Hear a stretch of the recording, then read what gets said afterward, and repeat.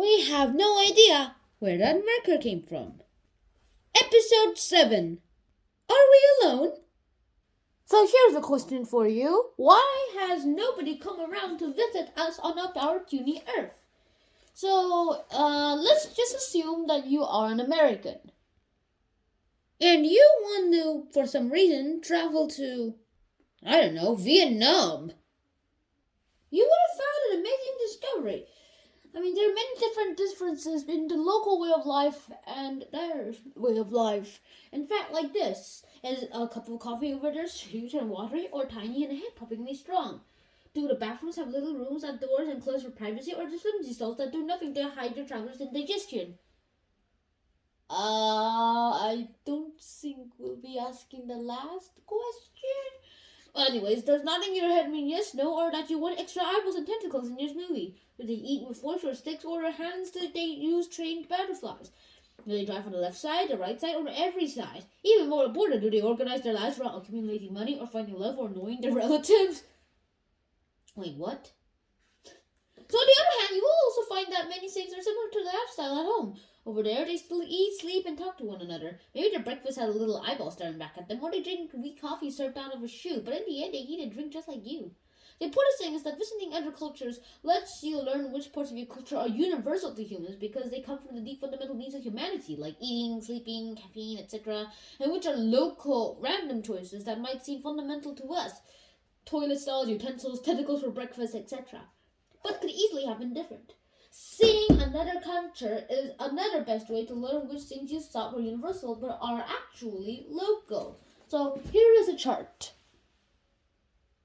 Yeah, like maybe you thought it was universal that everyone has lightning hammers. Actually, you probably didn't think they were lightning hammers. Hey guys, what's taking up so long for the chart? Sorry, I was studying for the chart.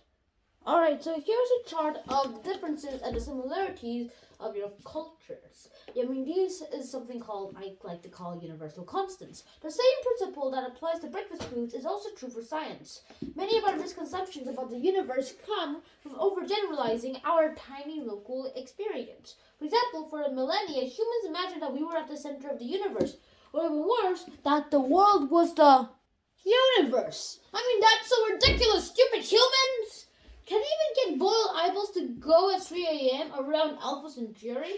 So there's really nothing like there. But then again, there's so much things that have happened. But perhaps the most important question we can ask about the university of our experience is the question about life itself.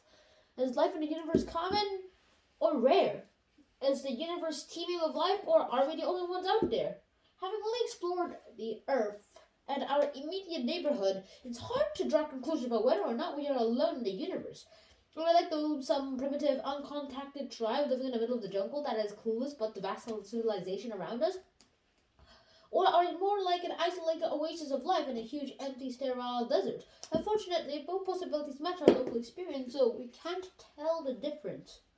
Is there intelligent life out there? A huge if. The second question to ask is, why have we never met them? Or something like this. Why wasn't there a meteorite crashed into the Earth, which had a little capsule inside, that was given to a little 10-year-old that could give him and turn him into different aliens? Actually, that isn't the question we're supposed to be asking. There's so much more that we could ask. But then again, we actually have no idea.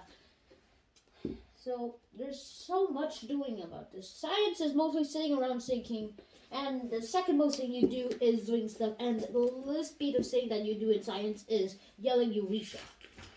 There's so much things that have happened, and why haven't they called yet? Maybe they're expecting us to call, thinking that there are more advanced civilizations out there, just waiting to be called for to them.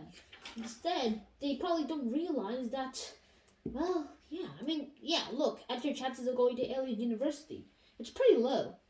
But then again, there's something else that we probably never have thought of. Maybe there is something that have never ever happened.